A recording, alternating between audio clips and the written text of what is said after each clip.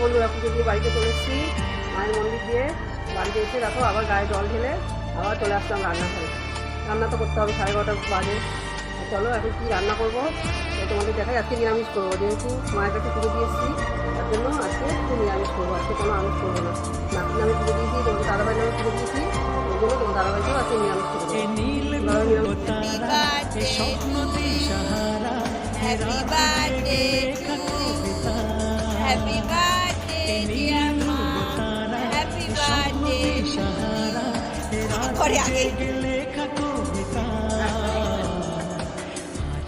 শুভ দিনের উপহারে, আজ শুভ দিনের উপহারে দিলাম তোমার। অন্য কিছু নেই জানা, শুভ শুভ কামনা, সুরে সুরে গানেরই ভাষা।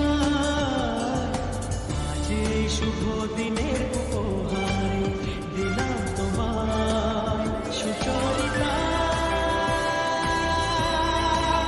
সুচরিতা সুচরিতা